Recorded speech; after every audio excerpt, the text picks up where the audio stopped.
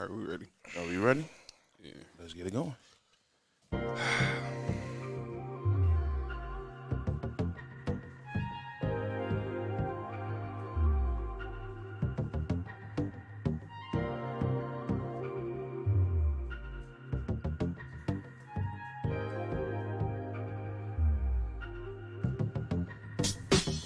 Good evening, good evening, good evening. It's Tuesday, so you know what that means. It's time for the number one sports podcast in the world. It's time for a new episode of Sports for You.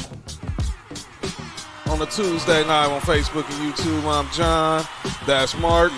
That's Nick Freeze. What it do? And we live on Facebook, YouTube. Make sure you hit that subscribe button, hit that share button. Make sure you get into the comments. Always, if you listening to the podcast digitally, Spotify, Spreaker, Apple Podcasts, iHeartRadio, Google Podcasts, Amazon Music, Stitcher, and Verbal. Week 2, as we're getting ready to talk some more NFL, college football. A lot of football to talk about as we're now officially into football season with the start of the NFL season last week. We're now in week 2 of the college football season, and there's just a lot to get into. So we're going to talk a lot about the football, a lot of news in the world of football that broke over the last 24 hours, particularly here in this city. And we'll start there. We're going to talk.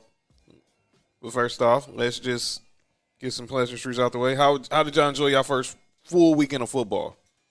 Man, off the chain. You know, it was dope. Last year was dope. But it's just something about football with fans is just different. It sure is. You know, you can do basketball without the fans, and it can still get, you know, you can probably get close to a similar effect to it. But football with no fans is it's weird. It really is. Because, you know, it changes the intensity of the game.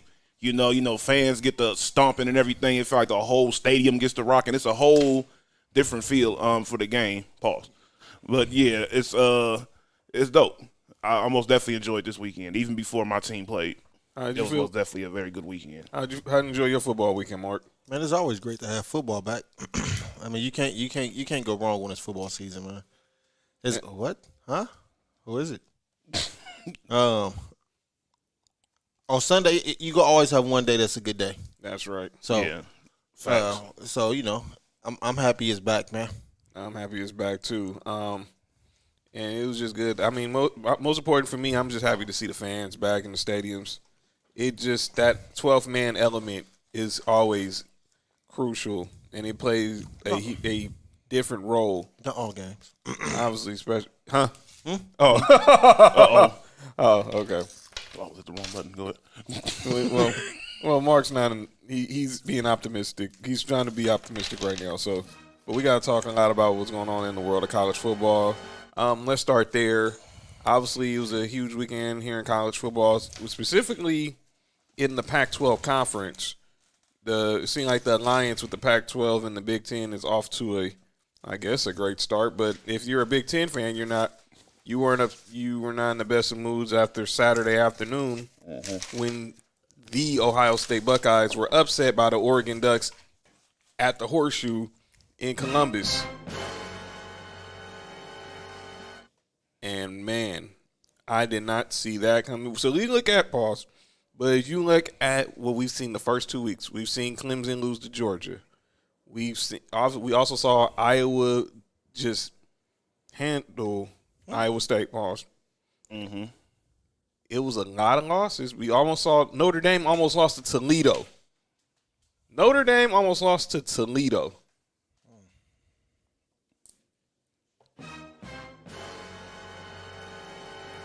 Almost don't count. Yeah, but they got the job done. But let's well, obviously we're gonna talk about what's going on here with SC in a minute. But what stood out with the college football? Obviously, to me, Oregon with the upset of Ohio State was major, and then I like what I saw I saw the Michigan Washington game. That was a good one. But Iowa State. But what other games stuck out? What other things stuck out with y'all about from this college football weekend? Pause. I think for me, it's sort of games you just touched on. Yeah. The Oregon Ohio State game. Yeah. That's a big win for not only Oregon but the Pac-12 conference. Facts. It most definitely is. And then the Notre Dame almost losing to Toledo. That's showing a lot. Yeah, for real. Especially, shout out to Stanford. They were 4-8 last year. They hadn't won a game this year, and they pretty much went over there to the Coliseum, just stomped all over USC. But y'all struggled with them last year, right? We struggled with them. The thing about USC that's frustrating for me for the past about 5 years is that we always have this game. We have 2 games every year where it seems like we play down the competition. Right. And 9 times out of 10, we lose those games. Last year,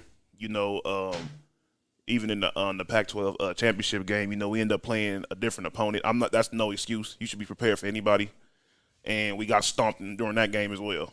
So that's the thing. Even before this loss we just had, I was listening on the radio, and everybody was saying, USC needs to, win the big games. No matter what they do during the season, there's always just one big game that USC loses. It just throws the whole season off. Right. Our boy Kenzie in the comments saying, even if it was a hell of a Monday night football game, hated the outcome, but what a game. Well, yeah, we're going to talk some NFL. But there was a big story that developed, and Nick hinted on it, with USC. Obviously, they were a 18-point favorite going into their matchup Saturday with the Stanford Cardinal at the Coliseum. Stanford. Pre-game, they honored the late great Sam Cunningham, obviously who we lost. Yeah, RIP. And but the news yesterday, they lose 42-28. They was down by as much as 42-10. 32 points. Yeah, it was bad. So now a decision was made because a lot of SC alums, from Matt Leinart to Keyshawn, they were very outspoken on social media. And Clay Helton is no longer the head coach of the University of Southern California football team. And judging by Nick Freeze right now, he's a very happy camper about that. See from the comments, Kenzie said SC needs a Sean McVay type coach. We're gonna get into what type of coach they need, but let's just react to this game. Obviously, we all know that the SC and that the SC Stanford games are always huge games. They're always huge games, but for this game to be so one-sided, I was shocked. I was shocked that this happened, but when you look at it, you see why, because it looked like SC just looked lifeless. They looked very lifeless. They looked like they didn't want to be there. The players just looked like they had enough. And I feel that when I started seeing on social media that people were booing Clay Helton as they was running in the tunnel. You said his name wrong. Well, I'll say that for you. And running out of the tunnel, I knew this had. Oh no, that's not the worst disaster. part. What was the worst part? The fans wanted Stanford to run the score up so the loss could look bad, even more worse, so that he can get fired. And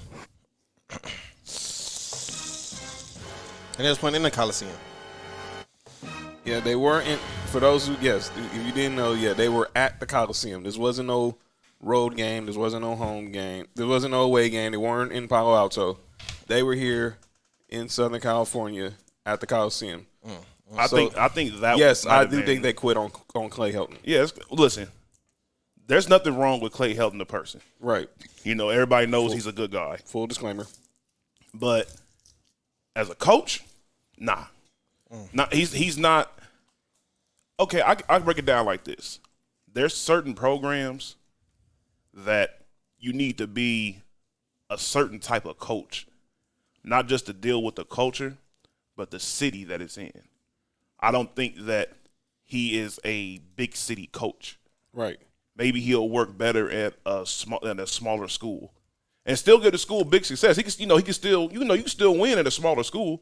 But I just think that You know, just like they always say with basketball, the LA Lights, they hit different for people. USC football is a professional team. Yeah. And I said this I know a lot of SC fans, sometimes their expectations are unrealistic now. But before, I mean, this was a school that now we're saying college football playoff or bust, pause. But if you didn't make the Rose Bowl, that was a failure in a lot of alums and fans' eyes. Mm-hmm. And now you're seeing it now because they haven't been back to the Rose Bowl since that. I think 2017 when they defeated Penn State. Sam Darnold led the team. Mm-hmm. They haven't been in the playoffs since the playoff era, and they've just been. And obviously they kept Clay Helton because, as you said, he's a good guy, and they had to rid themselves from the stench of Lane Kiffin's immaturity, Steve Sarkisian's personal issues. That's what really hurt USC in the long run because Steve Sarkisian is most definitely a very good coach, and he was actually having good success over there at USC. It was just, like you said, you know, sometimes your personal issues, sometimes they spill over. They just spill over right onto your business. And we didn't know Sark was going through a divorce at the time. Mm-hmm. So he was coping with some alcoholism issues. We also know the infamous video of him at the prep rally, you know, and he was obviously inebriated. And extremely. And it caught up with him. But I want to say this about Sark. He's now at Texas. So he's basically, you know, he's found his way. He's trying to rehab his image, and hopefully he might be the next head coach you never know. They might call him back. I don't think they will. I think he's, now that Texas going to the SEC. Is it the same regime? No. He was a Pat Hayden hire. Okay, so, you know, it could be a possibility, but like you said, I don't think he's going to leave Texas because he's in the, you know, Texas is one of those big college teams too. When Texas is good and you're the coach of Texas, you get put on a different pedestal. Mm-hmm. And he has that opportunity, especially with them going to the SEC. If he could just get them to at least close to being in the playoffs. Shout out my mom. She's home watching because we ain't got no power right now at the house. Shout out, Mom. Say, Mom. But she got her bandage off the foot today. So shout out. Shout out to Mom. Shout out to Mom. So she'll be back driving real soon. Good. She'll be back driving real soon. So I'm looking at the comments from my boy Ken. He says, I never got that you should play how you normally play, not that hard, honestly. Huh? Paul, I think he's basically saying, I guess what he's trying to say is playing hard for a certain coach and not playing hard for a certain coach. Oh, that's easy. That's just like at a job. You know, there's certain bosses that, you know, that we've had that, you know, they're good people and they treat you well. And you're willing to, you know, you're probably willing to go the extra step. I don't think they wasn't playing hard. I just think that they just start tuning them out. And when you start tuning them out, you start doing your own thing. He says, like when shooters come to the Lakers, they forget how to shoot. It's mind-boggling, really. I think it's not that they forget how to shoot. And I don't think coaches forget how to coach when they come to USC. Mm-hmm. There is a lot of pressure when you're at a prestigious institution like that. Yeah. I've seen it many times, especially he brought that up with the Lakers. It seemed like when a lot of people go put that purple and gold on, they forget how to do what they was brought here to do. I mean, Dwight Howard had issues his first run. Well, that wasn't his fault. Mamba said it best. If you want to be a Laker, I should not have to convince you. It's like whoever's going to be the next coach. Huh? He should have. He should have convinced more people to go up over there. Well, he tried, but nobody wanted. Nobody at that time. No one wanted to deal with Mamba. But I digress. Rest in peace. Yeah. But and it's like with SC. If you want to, being an SC coach, yeah, it comes with a lot of weight. Mm-hmm. So if you want to be that coach, and you're gonna have to embrace this job. Now, Dante, is it Williams? Yeah. Dante Williams. He's the secondary coach, assistant head coach. Mm-hmm. He's now going to be the interim coach. They say he's a good recruiter. Yeah. But he's going to take the Rams for the rest of the season. But he's the first black coach at USC, period, as far as head coach. They've never had a black head coach. Mm. We always talk about John McKay, John Robinson, Pete Carroll, now Clay Helton, Sark, Lane, Paul Hackett, you name them. They've never had a brother as a head coach. They've had a lot of brothers as coordinators, though. Like, a lot. And that's what, and I want to go there, too, because I think this also plays into it with SC. And I heard Steve Mason bringing this up because Clay turned over play calling on the defensive side to Todd Orlando, and obviously the offensive side, the Graham Harrell. Now, you also think about this, and I want to get your guys' thoughts. Who was supposed to be who was originally supposed to be the offensive coordinator before Graham Harrell? Who was it supposed to be? He's coaching. It's supposed to be Cliff Kingsley. That's right. Cliff Kingsbury. Kingsbury, that's his name. Was supposed to originally, remember, he was originally supposed to be the OC for SC. Yeah. And then 2 weeks later, he got the head coaching job with the Arizona Cardinals because if you say you're friends with Sean McVay, people will hire you. You know, that's funny that I've actually forgot about that, and I cannot stand the Arizona Cardinals. That's right. He was. So now, you wonder, I mean. It all ties together. Yeah, everything just makes a lot more sense. It's like 6 degrees of separation, right? Huh? Pause.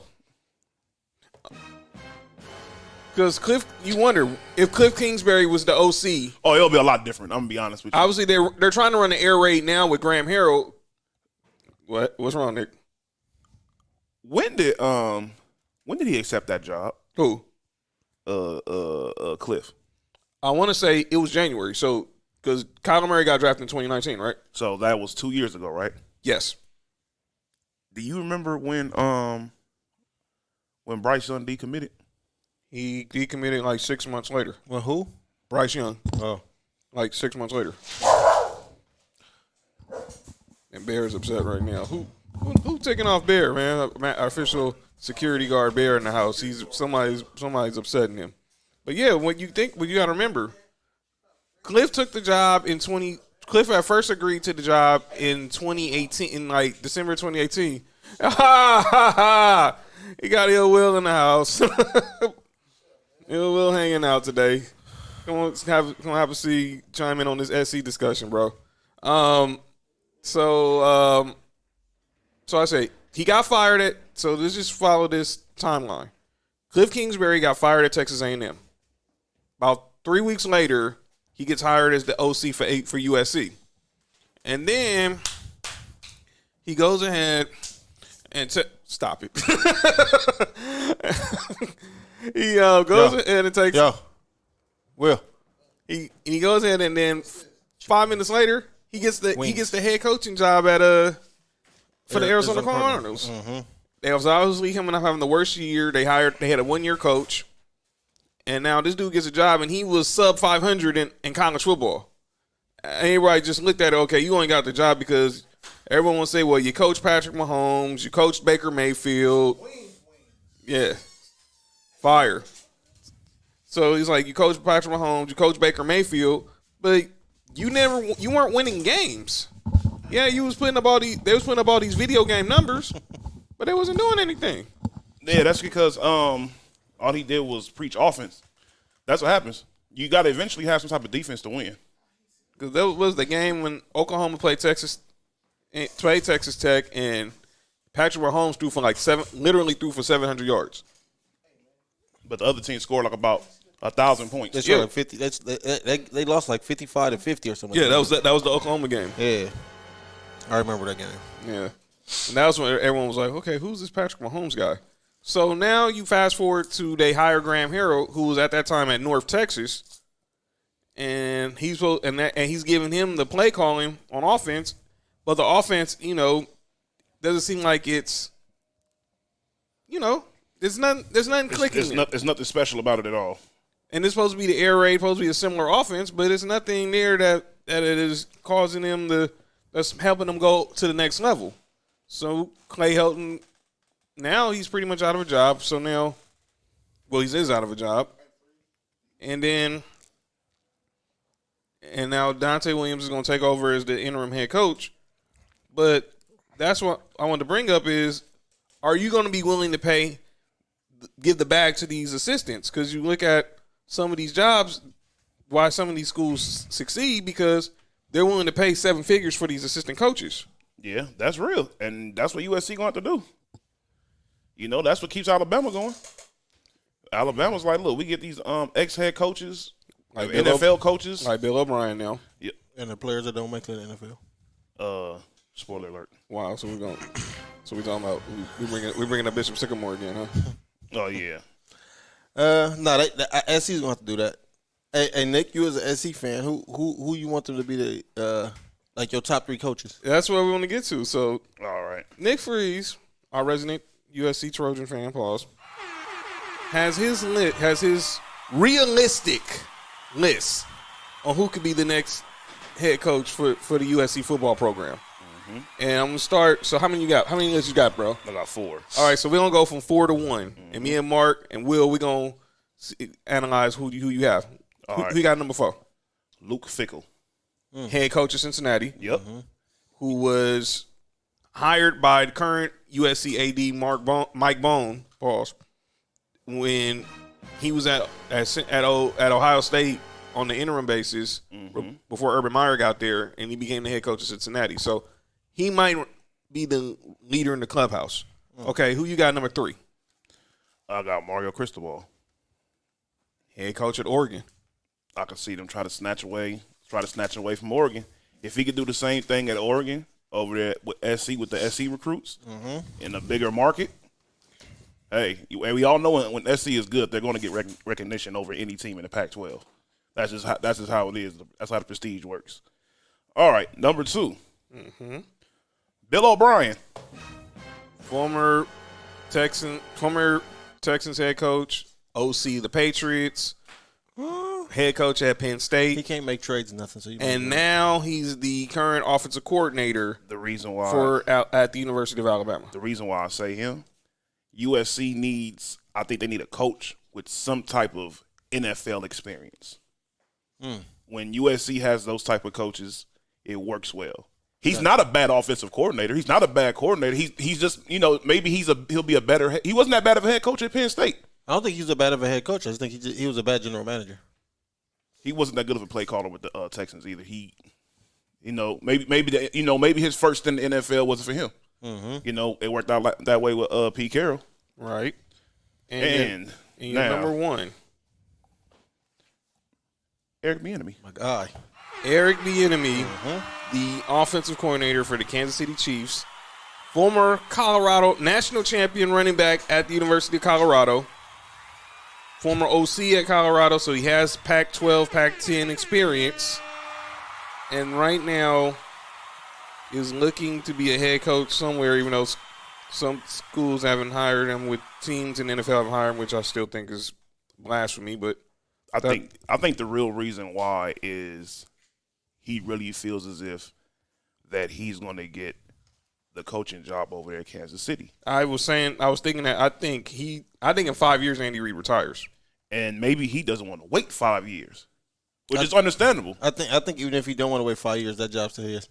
If he go to SC for 5 years and then Andy Reid retire, that he's job right is there. his. Exactly. He doesn't want to do a Josh McDaniels. Yeah, I think that job is his. Either way go. So, audio list, I think I would definitely put in the call in the Eric Bieniemy. Obviously, you can probably put the call in now. But obviously, he's not going anywhere and he won't be available. But let's be real. I had the Chiefs in the Super Bowl. He's not going to be available to February, which is going to be after National Signing Day. So he's got to, if he's the guy, if you go the NFL route, he has to put together one heck of a staff ASAP. Well, I think what's going to happen is, let's say if they do decide, Eric Bieniemy do decide to go there, they're not going to make the announcements later on.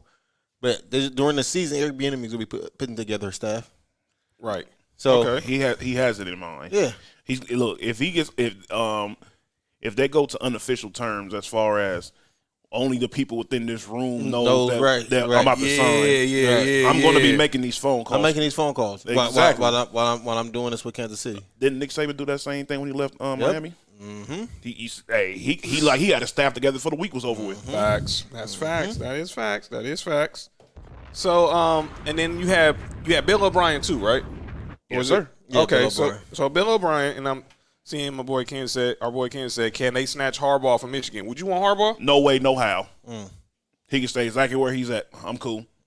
Jim Harbaugh's not a winner. Gotcha. Well, somebody in here would disagree. He didn't win with y'all. He went there, but he didn't win. I'm talking about Jim Harbaugh. He's not a winner. He got there at the right time. For those of if I've never watched her, Ill Will is a huge Niners fan, so he did.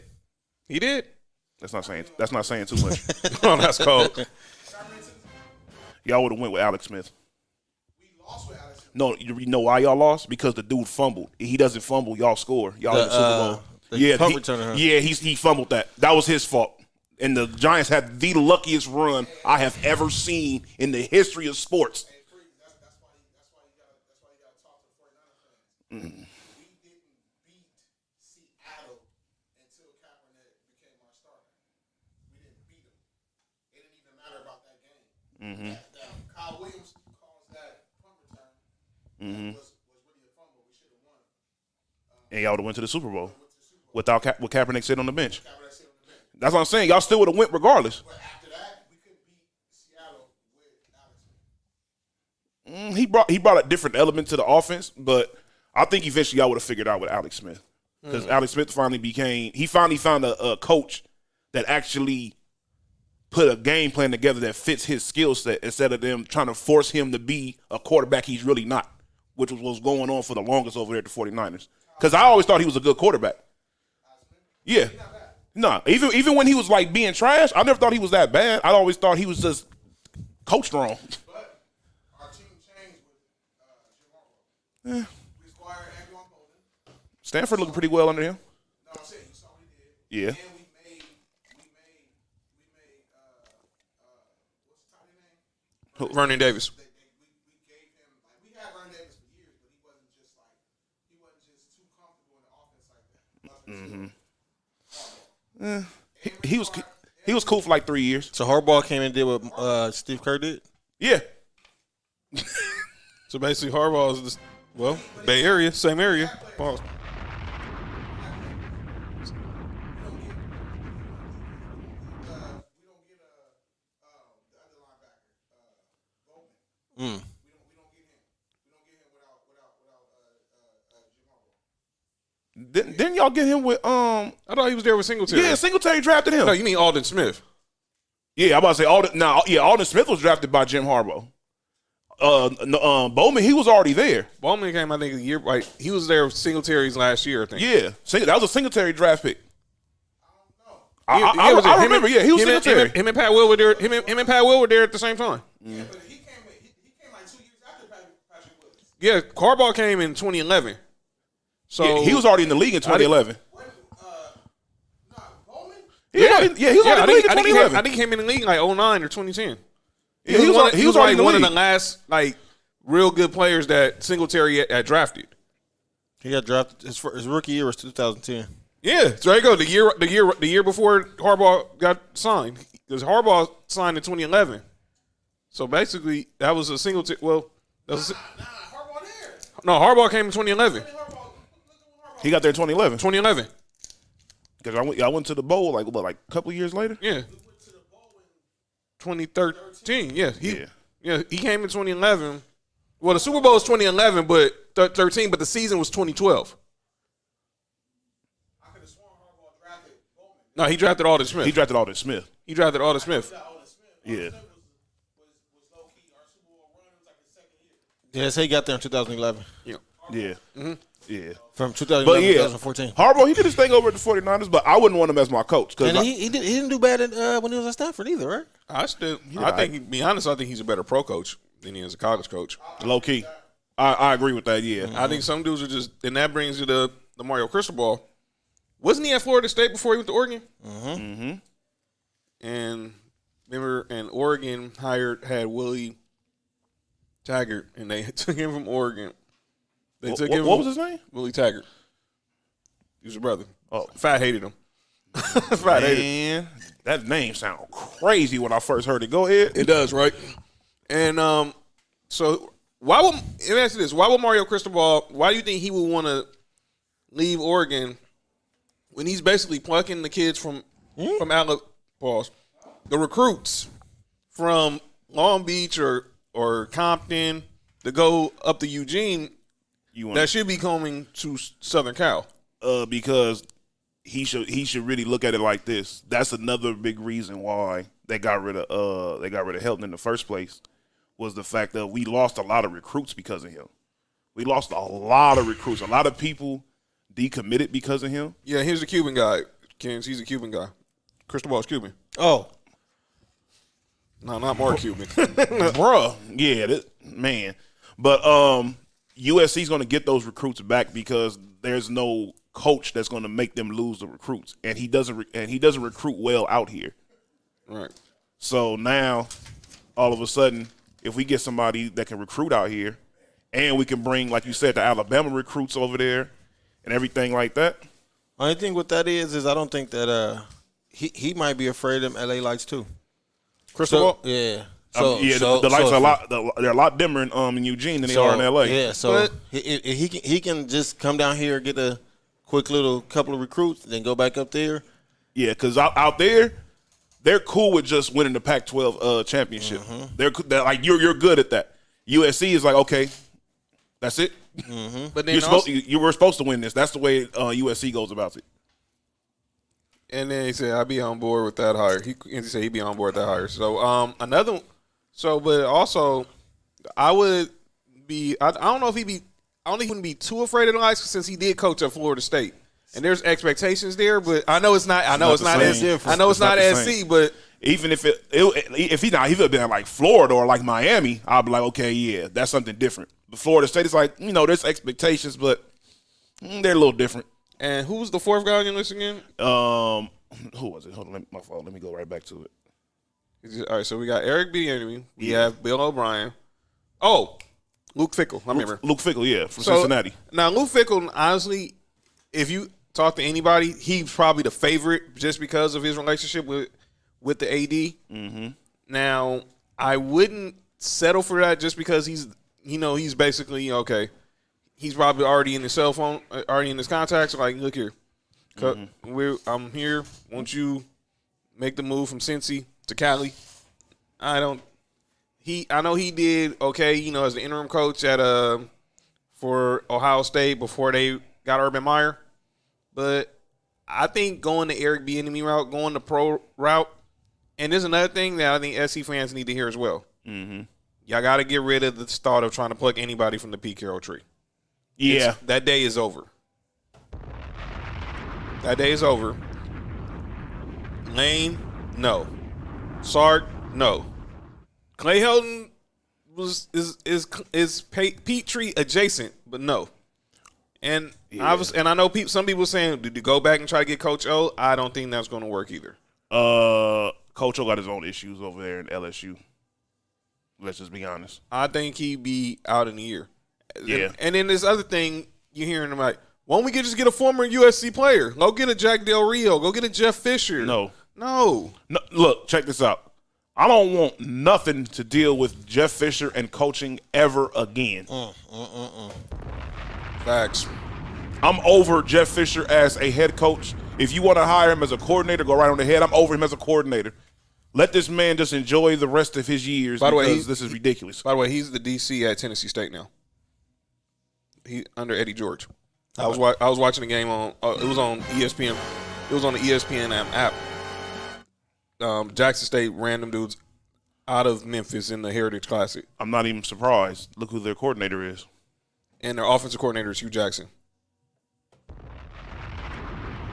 Shout out to Hugh Jackson. What about him? I know he has ties to SC. I think it was the wide receivers coach or the quarterback coach when Carson Palmer was there. Yeah, and he was I think he was a coordinator after that over there as well.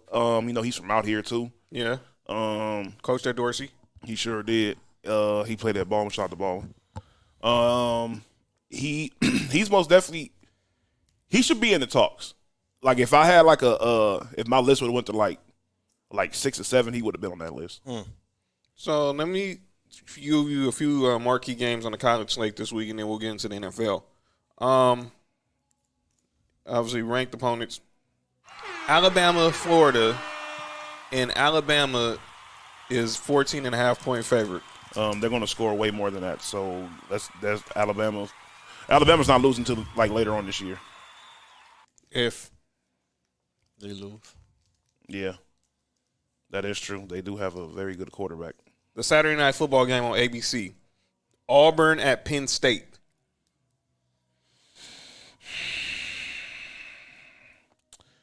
Penn State, by the way, -6. Where are they playing at? In Arbor? No, they're playing at Penn State. That makes a big difference. And I think, I pause, think- I must pause, say- I think it's a whiteout game. Pause. That's why I said pause first. I'm still picking Auburn. And then the final one, I mean, it's not a major game, but it's, it's one of the Pac-12 after dark specials. It's Arizona State versus BYU. By the way, we got to talk about the new additions to the Big 12? Yeah. BYU's one of them. So BYU, Cincinnati, UCF, and Houston are all applying for membership to join the Big 12. And I already know, and according to reports, Cincinnati's already been approved. I'm pretty sure they are. They ranking as high. They should want them over there. That Georgia-South Carolina game, Georgia's favored by 31.5. I'll take South Carolina to cover that. No, I think Georgia go win, but South Carolina plays Georgia tough every year. That game's never a blowout. I don't think understand Georgia- 31 and point. Yeah, that's crazy. That's fool's gold, to be honest. Yeah. I would take South Carolina. Huh? It is fool's gold. Well, when we in Vegas, man, we playing John- at March Madness, those games, and we just know they're supposed to be one-sided, and they're nowhere near. John old but young at the same time. like Iowa State UNLV is -30. Well, Now, if this is college basketball, I'd be like, man. but see, I don't know. Only reason why I said that Georgia-South Carolina game because we that game is a struggle every year. And no matter who playing for us, we can have Herschel Walker and Garrison Hurst back there. So, Shout out to Garrison Hurst. so speaking of our teams, And shout out to Herschel Walker playing football. That's it. by the way, your team had a good weekend. Obviously, y'all. We play UAB. Yeah, I mean, it was better than me and Nick's weekend. Obviously, we talked about what happened. We played Stanford and still got stomped on. They were 18-point favorites and lost by 14. They really lost by 28. Stanford. We really could have lost by 58. And we lost to Pitt. Both them teams better than UAB. Man. I don't know. Man, What was UAB's record last year? Because Stanford went 4-8. what UAB wasn't even around last year. Remember, they program was canceled because of budget cuts. Pause. they was 0-0 last year. Oh, so they never mind. Remember they Wrong show. Yeah, remember. Man. Yeah, no, can't go there, man. Can't go there, bro. One of these days we gonna have the sports for you. One of the days we got a sport. We got a sports for you, no rules edition. Yeah, we are. Yeah. Yeah, maybe do on the watch along. Let's go ahead and move on to the National Football League. Oh, show's over. Oh yeah, let's see. Okay, looking at the comments, I see no. I got Kenzie say no. Stop going in the past. It's a new day. So, okay, so let's go ahead. We're gonna get to some National Football League talk. Oh, my bad. So let's get into it. It was not a. Some of us had a good weekend in the National Football League. No, but not some of us. All y'all did. But we'll see. Let's recap the picks first. All y'all had a good week. Oh, we doing the picks first. Let's recap the picks first. Then we'll transition to week 2. So, Cowboys. Don't worry about us. Cowboys, Bucks. Now I want to ask talk this out on air. When we're determining the champion of this year's season for picks, are we going with overall record or who? Overall record, so meaning whoever the most. I think last year the overall record, I think you won. I just picked the team who's going to go to the Super Bowl, and I picked the Super Bowl winner. Okay, so we're going by based on who had the most win, who had the most wins for the week, right? Yeah. Okay. Okay, so cool. All right, so We all picked the Bucks. yeah, that was a win. We have my Broncos versus the Giants. We all picked the Broncos. That's a You win. almost picked the Man, I sure did. I'm glad. Hey, man, I'm so glad. I'm watching the game. I'm like, man, I'm so glad I changed my mind. Yeah. I don't know what the hell I was thinking. Go ahead. Yeah, and I guarantee you're not going to pick them this week either. Who they playing against? We'll see. I'll show you in the next segment. Oh, shoot. Rams, Bears. No, the next game we had was No, Eagles. I'm going there. Eagles, Falcons. Me and John picked the Falcons. Nick picked the Eagles. So the Falcons really just let Jalen Hurts have like an Oklahoma day. He was like Alabama, Jalen Hurts out there. 30, For real. 32. I'm gonna be honest, yeah. 32-6. You out of here. Oh, Mark. Steelers and the Bills. We all picked the Bills, didn't we? Everybody picked the Bills. It's y'all fault. Hey, you remember I wasn't gonna pick y'all at first. I'm gonna pick the Steelers at first. If y'all picked the Steelers, the Buffalo would have won. Probably. By the way, Kenzie said, did Kyle Pitts even play? Yeah. I know. He's on my wouldn't have mom's mattered. fantasy team. So It wouldn't have mattered. It really didn't. Yeah. All right. Vikings, Bengals. Please tell me I picked the Bengals. Both of y'all picked the Bengals. There we go. Hey. It went to overtime. Both of y'all picked the Bengals. And I had Jamar Chase. We going to do fantasy football? Oh, Yes, we're doing that too. Oh, definitely. All right. Oh, yeah. We're definitely going to talk about that. Next Ill game, Will's Niners versus the Lions. we all picked the Niners. We all picked the Niners. We ain't picking the Lions. I Come on. ain't picking the Lions, please. Coach Bite. Well, Will. 12-5. Okay. I think we had y'all winning the division. Well, I did. got y'all win. I got y'all on the wild card. I had y'all win the division. Because he think the Rams about to win the Super Bowl. We'll talk about that later. Will, get that look off your face, bro. We'll talk about that later. Say that for off-air. Off-air conversation. Me and Nick picked y'all to win y'all division. Yeah, we picked y'all. Hey, man, I think it's just going to be a tiebreaker because I think there are going to be two teams in the West that win 12 games. Stop it. All right, Cardinals, Titans. Oh, God. I picked the Titans, didn't I? Both of y'all picked the Titans. I was the only one. Boy, that that picked the was a Cardinals. horrible. I know he's not on my team. I know he's not on my team. Could Mike Vrabel be on the football version of calling out names? Man. Y'all, Let the offensive coordinator leave. Look what happens. Yeah, so Chandler Jones said, I'm just going to win Defensive Player of the Year the first week of the season. Huh? Yeah, 5 sacks. He's on pace now to have a 20 the break Strahan single season record. If he gets He had 19 a couple years ago. If he gets a sack a game, pause, for the rest of the year, that's 22. That's 21 sacks. Let me tell you something. Having J.J. Watt over there, it most definitely freed the lanes for him. What? Pause. All right, Seahawks, Colts. Y'all picked the Seahawks. You picked the Colts? Uh-huh. Wait, Colts won? No. Seahawks won? Seahawks won. Yeah, Seahawks won 28-16. It really could have gotten nastier than that.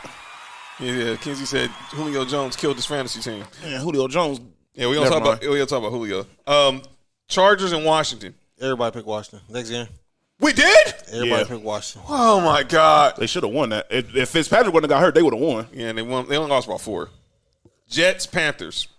We all picked the Panthers. Which was Yeah. I ain't picking the Jets. I'm not picking the Jets either. The Panthers won, right? Yeah, Yes. Panthers won 19-14. Sam Darnold.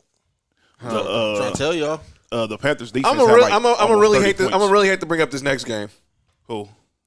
Jaguars, Texans. Oh my gosh. Both of y'all picked the Jags. No, both of y'all picked the Texans. I picked the Jags. I picked the Texans. Both of Okay, I didn't. Okay, No, you didn't. I know. Nah, only Nick picked the Texans. Say it again. Only Nick picked the Texans. And don't ever text my phone and say Tyrod Taylor again. Hey, for real. He won't. He wouldn't have that game. He won't have that game in the next 12 years. It don't matter, Man. Hey, all you need to do is do it one time. Man, stop. Hey, Corey Brewer scored 50 points. All you do is do it one time. Yeah, Just say he he did. scored 50 points. Yeah, true. Yeah, that's true. But okay, Browns, Chiefs. Me and John picked the Chiefs. This guy in the chat. It's like, you see these Browns, man? Yeah. They gave it up, dude. I can't. Hey, look. This is what I'm saying with that game. If the Browns had Derek Carr, they would have won. They could have drafted him, but they didn't. They took Johnny Manziel. What's up, Will? You blame that last play on Baker? Nah. No, I'm talking about in general. Like Carr is better than Baker. I did because I thought if he even I get it that he was trying to throw the ball out of bounds. He got hit. He got hit. That altered the pass.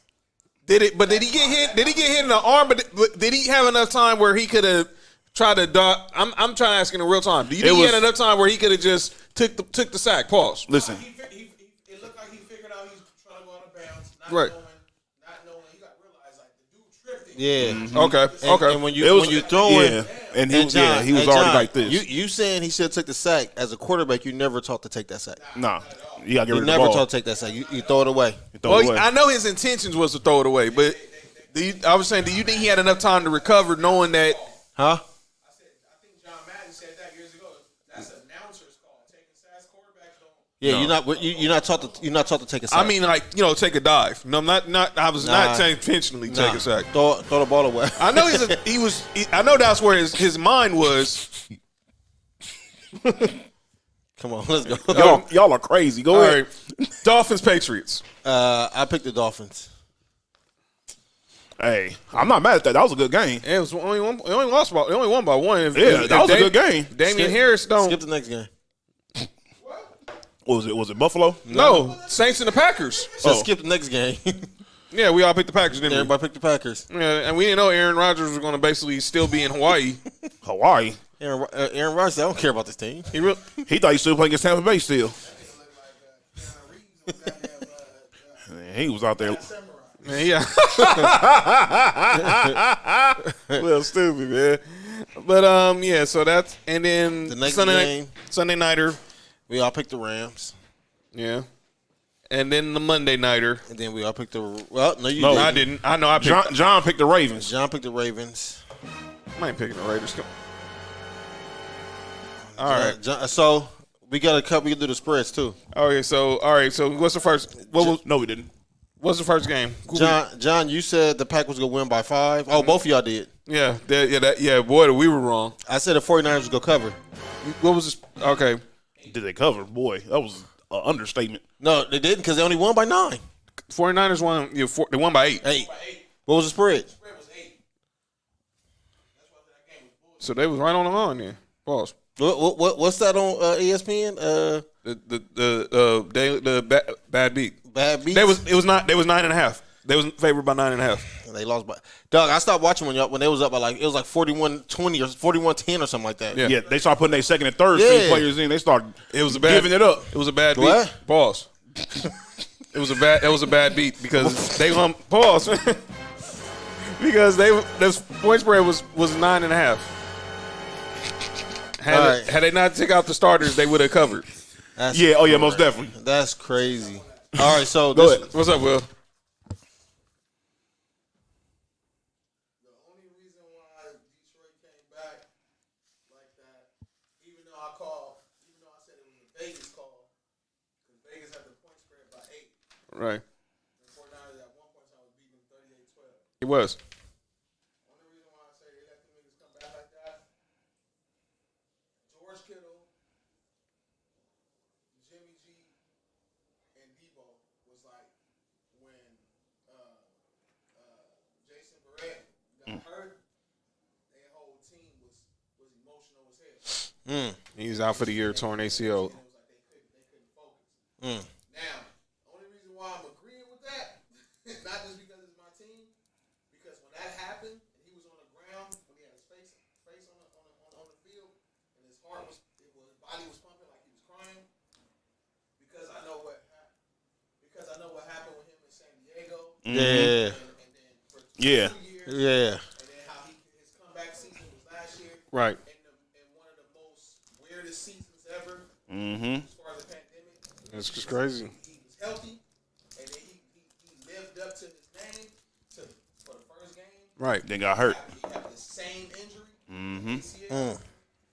I even when I was watching the game, I was like, damn, I didn't get emotional, but I was like, Yeah, because that happened with bad luck, man. It happened with Keenan Allen like that the same way. Keenan Allen kept on getting hurt like that back to back. That'd be scandalous when that I mean, happens. the thing is, he's 30.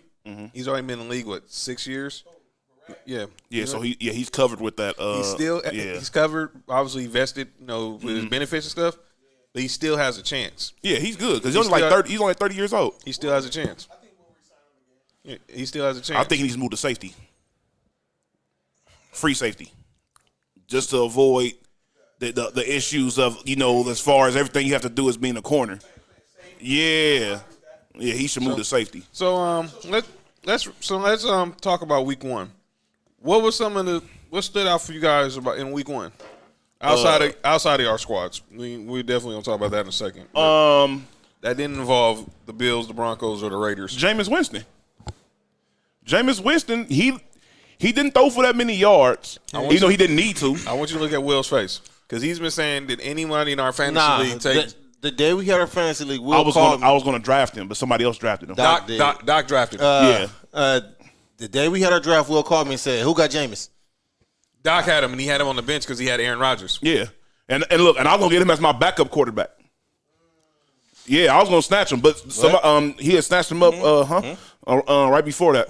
Balls. So Jameis Winston became the first quarterback in the Super Bowl era to throw 5 touchdowns and not throw for 150 yards. He didn't need to. That's crazy. He didn't need to. The defense set him up perfectly every single time, or Aaron Rodgers did. What stood out for me? That's crazy. Well, yeah, Aaron Rodgers basically said, "Yeah, 1, 2, 3 Cancun." Yeah, pretty much. I'm out of here. Go ahead and trade me to the Raiders. I know. Well, I know Nick's not gonna like this, man. Arizona. That was just Kyler Murray had 5 total touchdowns. He gave me 42 points. He had 4 passing touchdowns, 1 rushing touchdown, and then Chandler Jones gets 5 QB sacks. Pause. And they went on the road against a team that we all pretty much predicted was going to win the division, win the AFC South. They still will. They will. But, man, you saw what Taylor Lewan tweeted at the end of the game. He was like, "Thank you, Chandler Jones, for exposing me and making me know that I'm not as good as I think I am." Yeah, I seen that. For me, it's I know it's only one game. I know it's against Detroit, but I called it last year. A healthy San Francisco team is a scary team. They are. And I said it before the season started last year. And if they can stay healthy, I'm going to stick with it, man. That's a scary team right there, man, coming out the NFC. All right. Let's get to our squads. We'll start with my squad first. No, let me go mine because Mark's lost. No. Oh, yeah. Okay, go ahead, Mark. I know for those. So Mark's Bills lost 23-16 to the Pittsburgh Steelers at home. And obviously we'll talk more about these individual aspects of the game during calling out names. But go ahead. First off, I want to say I'm happy with my defense. My defense looked really good. That's right. Our offense. I'll make it that one. You want this one? Yeah. My offense, it looked like they was a little rusty with each other. It looked like the timing was off a little bit. We still don't have much of a running game. So over the course of the year, I want to see if that improved and Josh Allen play improve. Yeah, that wasn't a. Granted, Pittsburgh's defense is still pretty good. No, Pittsburgh defense is really good. Yeah, which scares me because we played them this week. And no Bud Dupree, which is crazy. Yeah, I mean they still have Steven Tuitt and T.J. Watt. T.J. Watt, yeah. Yeah, and I'll tell you all what people have been saying about him later after the show's over with. T.J. Watt was causing havoc. Yeah. So my Broncos. I mean, I'm not going to say Teddy Bridgewater is the quarterback of the future, but he's the quarterback for right now. Yeah, and I have to agree. And I'm going to say this.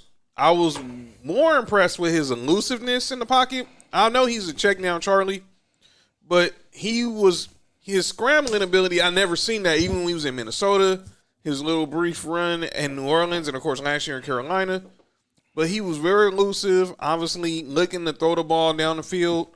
He looked like how he played at Louisville. Yeah, that's how he looked. Yeah, that's exactly how he looked, like how he played at Louisville. And I like what I saw in our running game. I like the young running back, Javonte Williams, although Melvin Gordon had the most rushing yards because he had that 70-yard run he took to the house.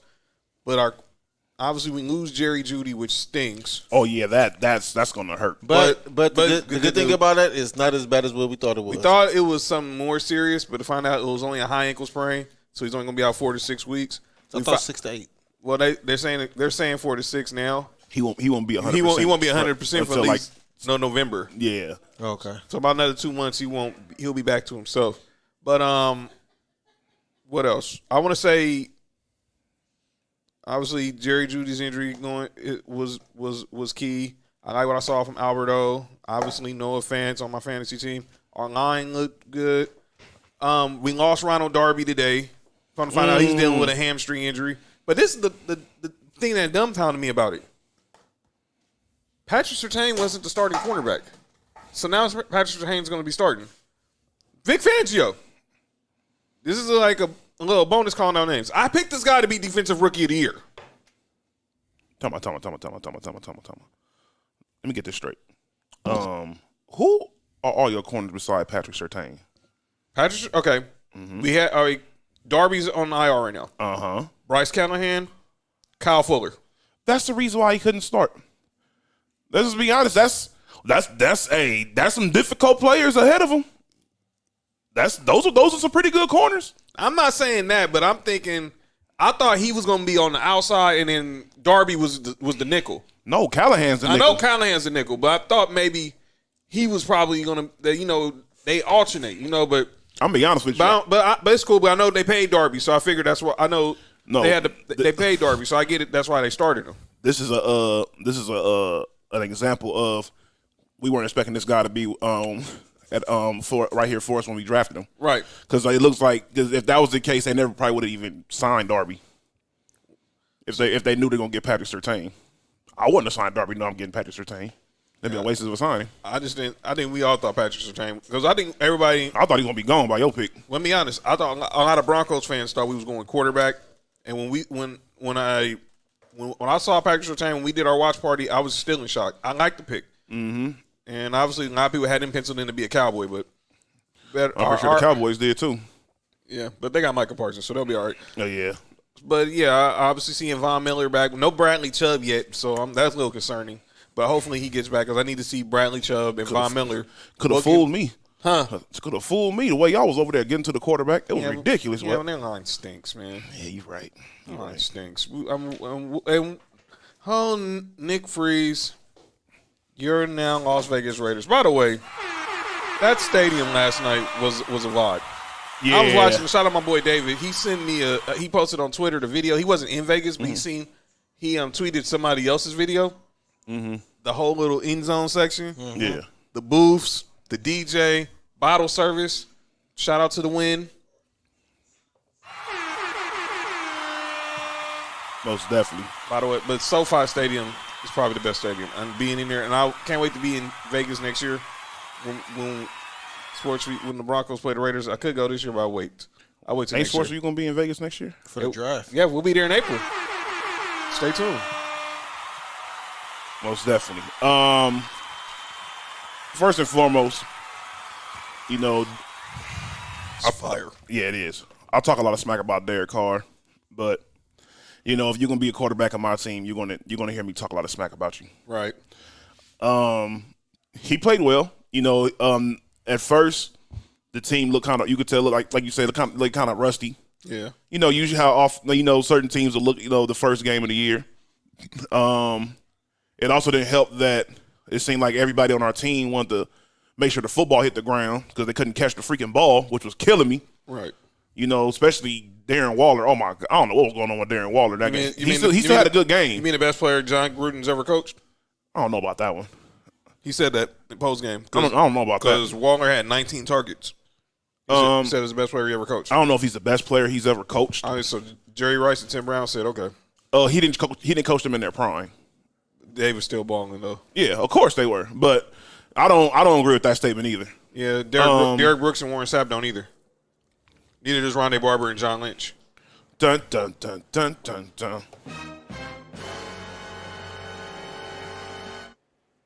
Hey, Keyshawn's a pretty good receiver up over there. Yeah. Michael Pittman was a good running back over there, too, by the way. Yeah. Warren, it was good people. Mike Allscott. John Gruden said this. John Gruden said this postgame that Darren Waller was the best player he ever coached. Oh, he said he wanted to be on calling out names. Yeah. Stay tuned. Spoiler alert. Spoiler alert. Yeah. Wait. We're gonna run. That's gonna be a rewind. We're gonna run that list back in the next 20 minutes. But obviously, y'all played. Obviously, y'all didn't play. The Raiders. They played well. I mean, Warren Sapp didn't play for him? I mean, Warren Sapp, John Lynch, Rondé Barber, Derrick Brooks, Simeon Rice, Keyshawn, Michael Pittman, Mike Allstott, Yeah. Sean King for I'm gonna say Sean Kemp. King. I mean, Brad Johnson was the quarterback that won the Super Bowl. John Lynch. Yeah. Joe Jurevicius. Yeah. All right, well, go ahead. One thing I very much liked out of the game was Jerry Rice, Tim Brown, Charlie who else? Gardner, Charlie Garner. Rich Gannon. Yeah. Oh my God. MVP. Charles Woodson. John Gruden said that Darren Waller was the best player he ever coached. Will Darren Waller, the tight end for the Raiders? Yeah, because he had 19 targets last night. So he's the best player he ever coached. Mind you, he had Charles Woodson. He had Charles Woodson in his prime. Yeah. He had Derrick Brooks in his prime. I'm saving that for calling out names. Go ahead. It's your squad. That's your squad. Yeah. Yeah. He's tripping. Huh? He's living in the moment. No, best player he's ever coached. Yeah. He definitely lost his mind saying that. And I'm a big Darren Waller fan. But so Darren Waller, it seemed like that was the whole purpose, was giving him the football as much as possible. He had 19 targets, caught the ball 10 times. Yeah, after this we might have to pivot to the NBA after you finish talking. I got a what if that could have happened. Go ahead. I really liked our defense. I really did. I saw our defense do something I haven't seen it do in a long time, and that's get to the quarterback, pressure. The corners played pretty well. So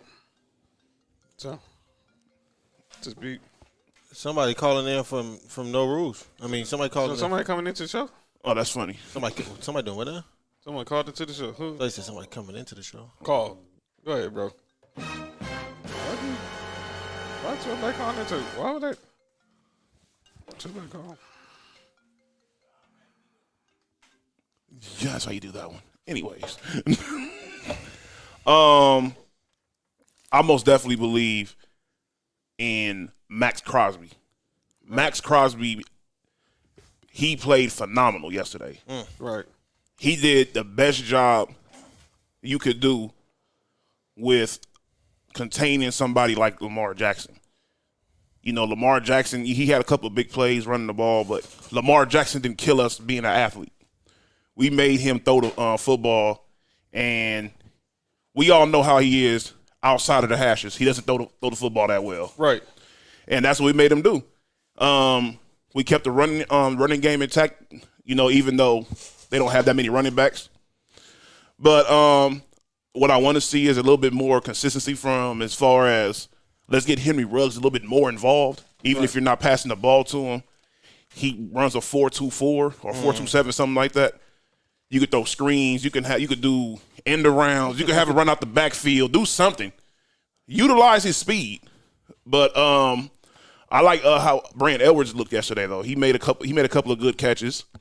Obviously, I like what that route that Zay Jones ran at the end to get the touchdown. Former Bill, by the way.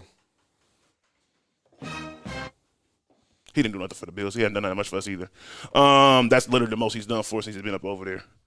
But, yeah, the defense most definitely impressed me. The offensive line is going to be a little bit of an issue early on, which is crazy because we're about to go against possibly one of the best front sevens in football this upcoming week.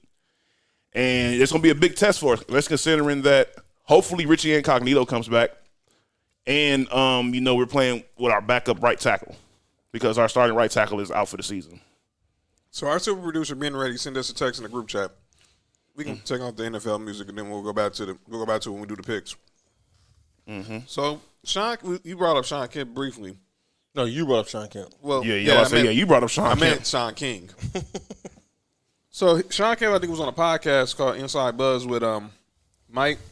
Some guy named Mikey Damagala. I don't know where he is. But he said that the Bulls traded Scottie. Yeah, there was a deal that would have sent Sean Kemp to the Bulls for Scottie Pippen. But it was revert that the Sonics, it says here, Bulls traded Scottie Pippen for me in 94. Sonics reversed it because the fans said they'll burn down the Seattle Coliseum if the trade went through. So let me get this straight. A prime Sean Kemp with Michael Jordan. That would be kind of crazy. A prime Sean Kemp with Michael Jordan. A prime Sean Kemp with Michael Jordan. The amount of dunks and everything would have been crazy. That would have been crazy to watch. Huh? Who's throwing the lobs? It wouldn't matter. It wouldn't even matter. He would have got him. Man, it would probably be B.J. Armstrong or Tony Kukoc. Kukoc. Somebody. Then, because they would have got Rodman. They had Steve Kerr, and then Ron Harper would have been there. I mean, they just had Ron Harper playing a pure point guard. By the way, shout out to Tony Kukoc winning the Hall of Fame over the weekend. And he said that if they would have got Shaq, that would have been an embarrassment. No, yeah, them getting Shaq Shaq that, that almost happened, right? Shaq almost went to the Bulls before he went to the Lakers. Shaq admitted it. They just didn't make the money work. But he would have there was a talk about him going to the Bulls, signing with the Bulls. In '96. Yes, after the 72. Yeah, bro, that would have been crazy. After the 72 wins season, they would have won 82. So they won 72 and 10. Yeah, again. They would have won 81-1. They would have lost one. They would have accidentally lost the game. They would have took one game off. Yeah, they would have lost the last game of the year. And then that three-peat, they would have won 82-0 and didn't lose in there.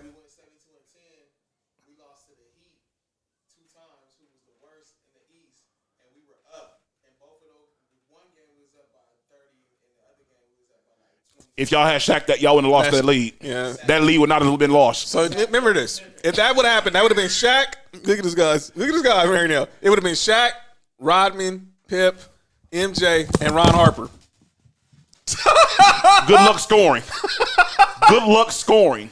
Don't even matter because Shaq was playing crazy defense around that time. That was young Shaq, too. Yeah, Shaq was playing crazy defense around that time. So MJ doesn't retire. And remember, if that happens, MJ probably doesn't retire.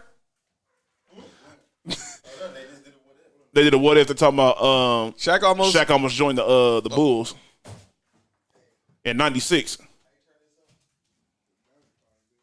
That would have been insanely crazy. Now I do have another what if, but I don't know should I say it now or save it for calling on names. You know which one I'm talking about, right? Which one? About a certain Hall of Famer who said he almost could have been in the purple and gold.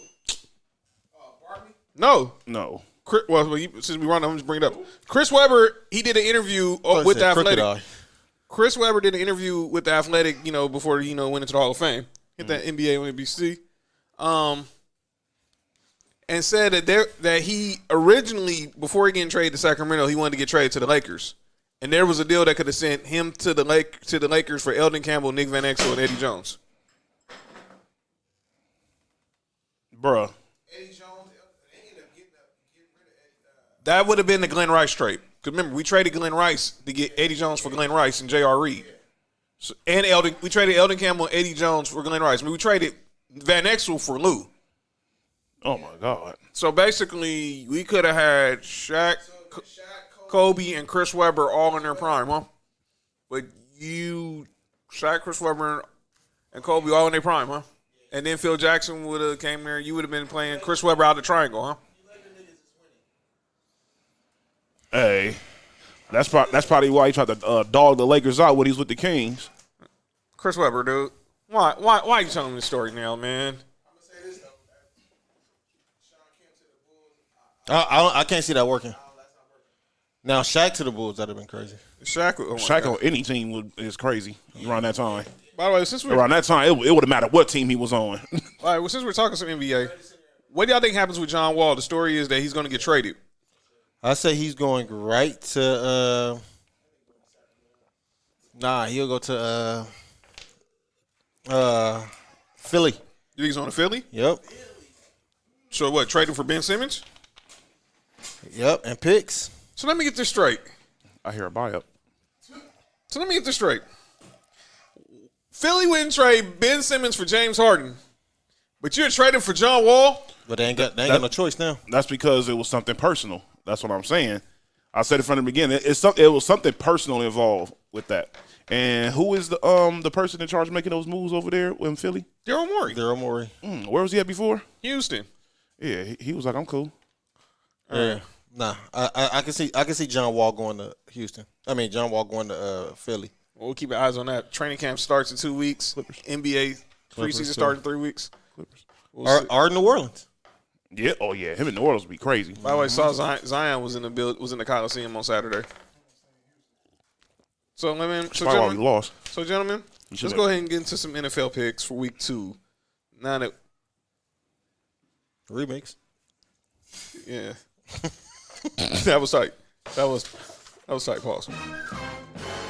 All right, so week 2. Shut up, B. All right, so by the way, so who won the picks last week for this week for week 1? Nick had 10, I had 9, you had 8. Good. Average, man. All right. So it's time to get back. Time to get back. All right, Thursday night, Giants at Washington. Washington minus 3.5. Washington. I'm picking Washington. Yeah, unanimous. Washington defensive line is ridiculous. And it's talking about no Evan Ingram again. Saquon should have a. It don't matter. It doesn't matter. It don't matter, but Chase Young is nice, man. The Giants. All right. The team with no name. Till next year. That'll be the Red Bullets. I thought it was supposed to be the Red Dogs. Was it like the red? What was it like? It's like red something. What was it? It's gonna be something with red. I don't know. Red man. Hawks. Yeah, something like that. Yeah.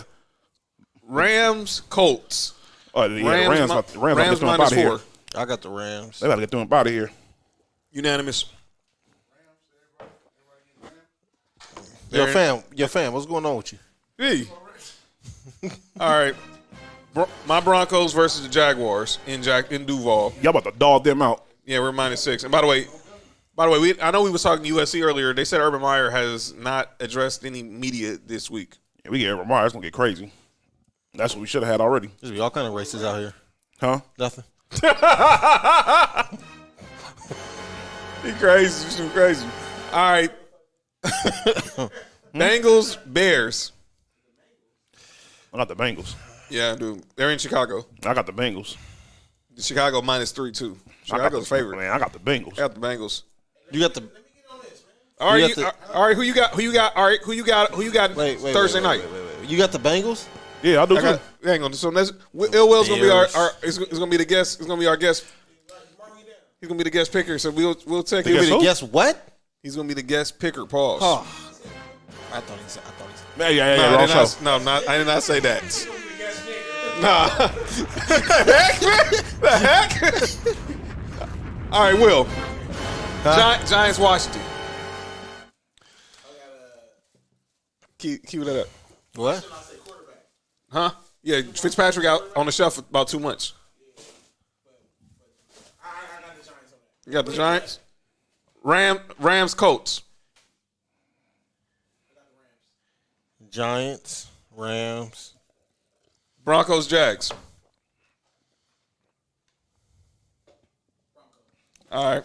Broncos. And in the game we just picked, Bengals, Bears.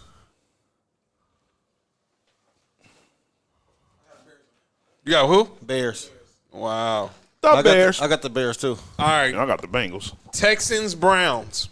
Browns easily. Yeah, I'm not. By the way, Cleveland minus 12.5.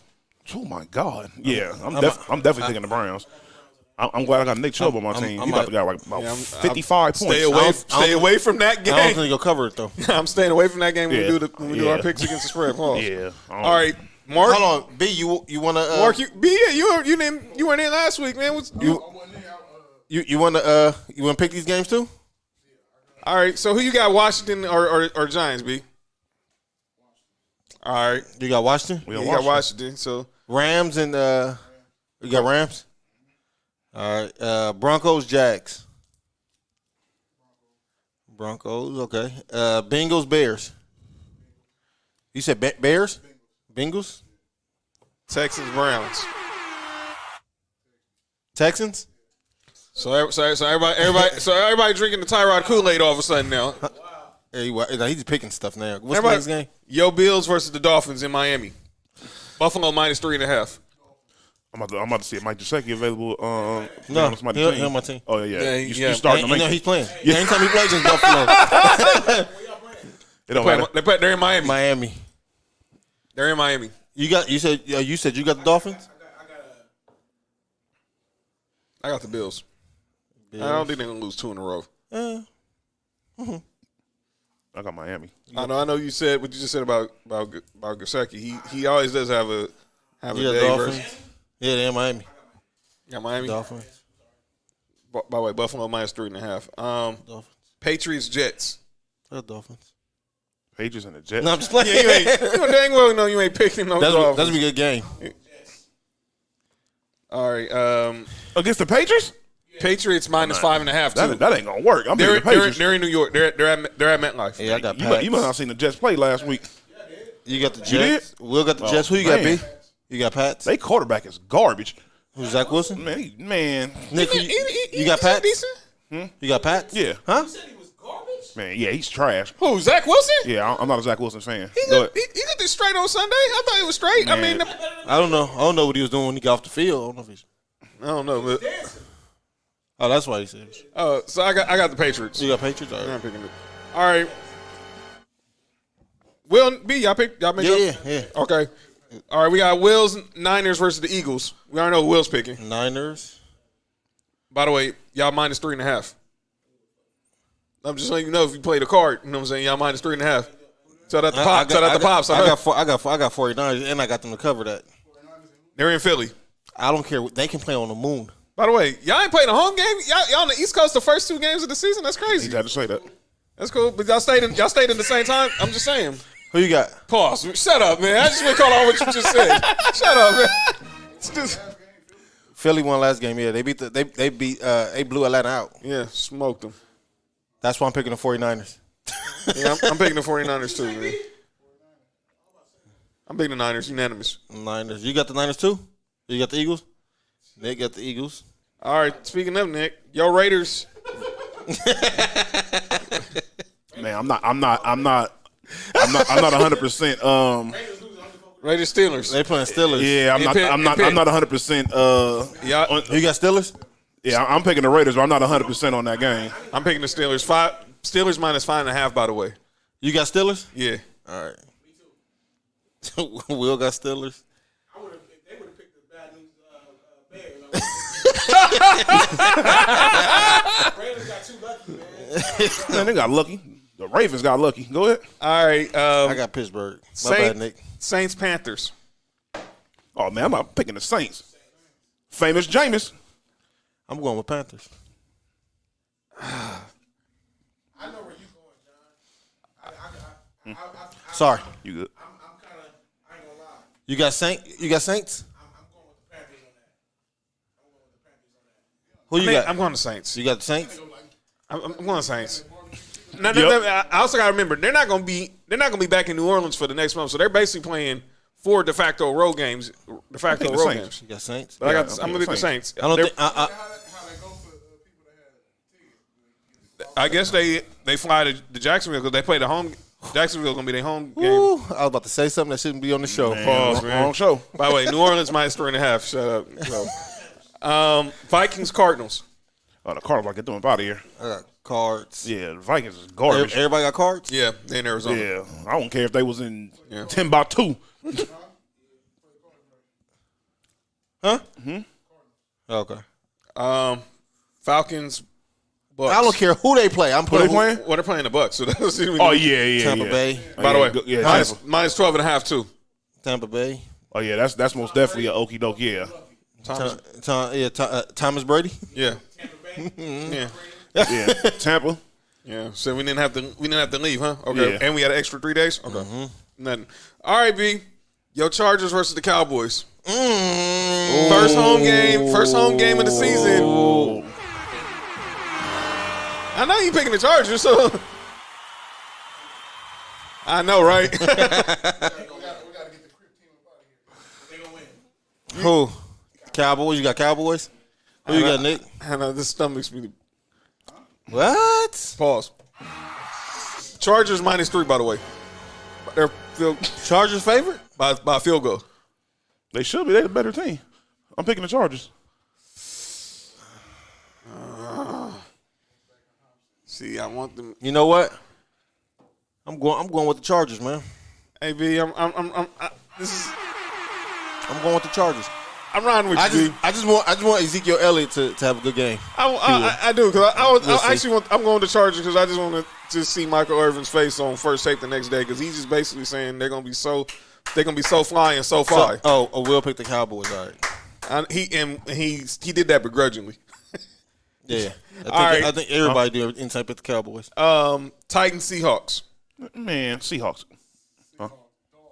Yeah, it's gonna get You ugly. said Seahawks getting dog walked? No, Oh, okay. they gotta get Tennessee up out of here. You got the Sea Chickens? Yeah, I got the Seahawks too.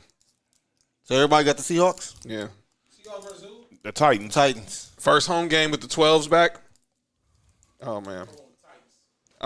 Sunday night. Wait, hold on. He wrong with the Titans. John, you got the Sea Chickens? Yeah, I got him. Russell and Ashley and Wilson. Nick, you got the Seahawks? Yeah. All right. Are they playing in Seattle? Yep. It don't matter. I'm going with Titans. Whoa. All right. Sunday night. Chiefs, Ravens. Chiefs. Man, the Chiefs about to destroy them. And they're only a 3.5-point favorite. They're The in Chiefs. Baltimore. And the Ravens. Yeah, they about to get the Ravens up out of here. You got the Ravens? They about to get them. Man, they about to drop like 50 points on them. They got to get them up out of here. Nasty. I got the Chiefs. Who you got, Will? In You Baltimore. got the Chiefs, right? They in Baltimore. No. Wait, what's the spread? 3.5? Yeah. I don't know. I don't know. I don't KC know how in the world it's only 3.5. That's minus crazy. 3.5. Who I'm did I bo- say I was going to pick? Oh, the Niners, huh? Yeah, Yeah, Niners, I'm picking same- that one right same- there. the This will be same the amount. Niners or the Chiefs. Kansas City most definitely about to cover that. What's the Monday night game? Lions, Packers. They about to have look. The loser bowl. Imagine Marlon Humphreys doing that play against Tyreek Hill. Nah, don't do that, man. That Lions and Packers. Packers. Oh, I'm not picking the Lions. Packers minus 10.5 too. That's fool's gold too. I'm not picking the Lions. No. B, who you got? Jared Goff. Will got Lions. Jared Goff is garbage. Who you got? He is trash. All right. Green Bay. Who you got, John? Green Bay. C+. And you got Green Bay? Yeah, All right. So now I'm not picking them until they win. I got the Lions. exactly. I got the Lions. No, I'm not picking Green Bay You're no way. until All right, they so win. I don't think he's going to lose to them. I don't know what Aaron Rodgers is doing. I don't know what type of time he on. I don't think he wants to lose to the Lions. You don't want to lose on Monday Night Football either. I don't think he wants to get blew out neither. Let's see. So now let's do our go. The point. The picks against the spread. Yeah, the points spread. Pause. You said you bet the Niners. You want the What's that Niners, spread? Niners minus 3.5 versus Philly. Yeah, I'm going with Niners versus Niners to cover. I have the Chiefs covering. That's the easiest Cover call. 3.5. Chief minus 3.5. Yeah, they're definitely covering that. It could have been 15 and a half. They Nick? still cover it. 3.5. Chiefs. Who you got, John? Man, give me. Will, who you got against the spread? What team? Which team gonna cover? Which team gonna cover? I got the Niners to cover the 3.5. Nick got the Chiefs to cover 3.5. Give me a team. I'll tell you. What the spread is. Pause. Yeah, Niners favored by They 3.5. got to win by 4. Yeah, I went by 4. Okay, so you know, give me the Saints minus 3.5 too. Saints. Okay. Saints 3.5.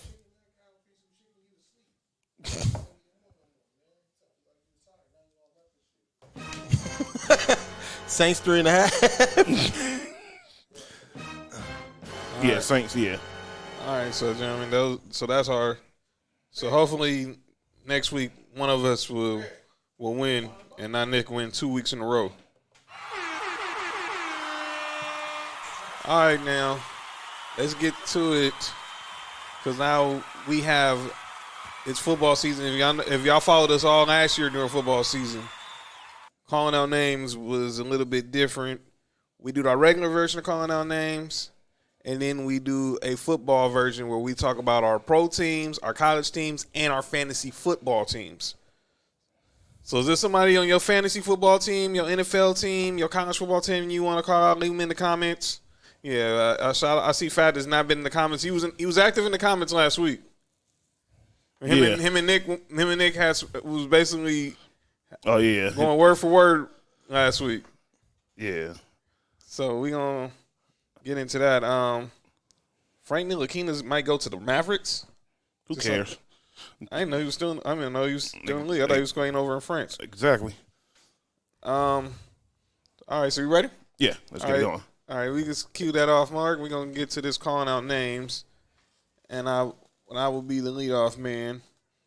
Obviously, this is Uncle Dolly's favorite segment. Often imitated, never duplicated. It's time for calling out names. All right, I'm gonna lead this thing off. What? Pause. The first person I want to call out is the great Bill Plaschke. Bill Plaschke, legendary writer for the LA Times. He did have one article right saying that the USC needed to fire Clay Helton on Sunday. Oh wow, that's cold. I can't even say what I want to say on this show. Save it for after the show. Yeah. But then he said something that I totally disagreed with. Mm-hmm. He said that obviously, now I do agree with this part that the Dodgers signing Trevor Bauer is going to be the most embarrassing moment in franchise history. Mm-hmm. But then I disagree with him because he said this is going to resonate for years. Why? Let me be perfectly clear. If the Dodgers win the World Series, ain't nobody going to bring up Trevor Bauer. Even if they lose, I'm gonna bring up Trevor Bauer. No one's going to care about Trevor Bauer. Trevor Bauer career is probably over, definitely with the Dodgers. It'll take someone will take a flyer on him, but I don't think it's career. So I know people are going to use his name, whether it's Bill Plaschke, Molly Knight, who wrote the book on the Dodgers, and obviously a lot of people.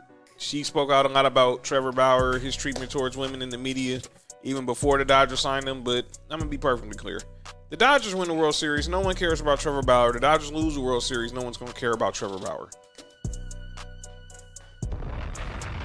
So that's clear. Number two. Next person I'm calling out is NBC. Great job at the broadcast. Tirico, Maria Taylor, Tony Dungy, Drew Brees and his new addition. Pause. It's Toupee? Yeah. Oh, yeah. Well, whatever that is. Rodney Harrison, Jack Collinsworth, Chris Collinsworth's son were at SoFi.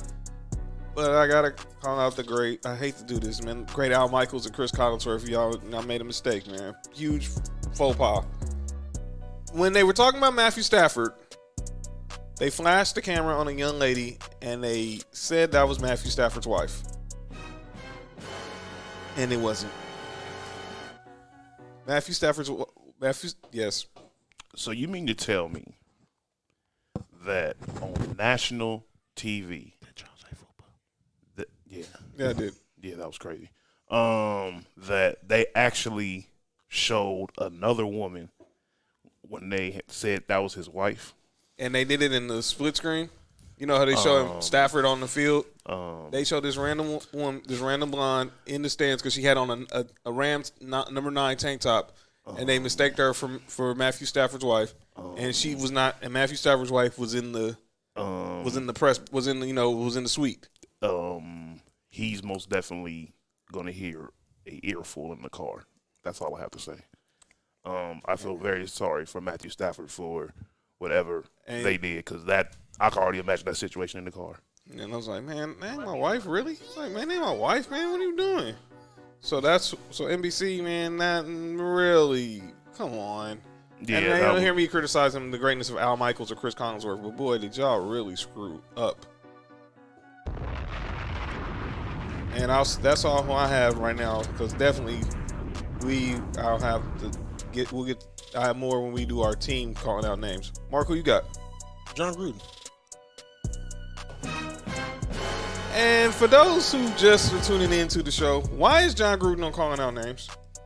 For some bizarre reason, he thinks that Darren Waller is the best player he ever coached.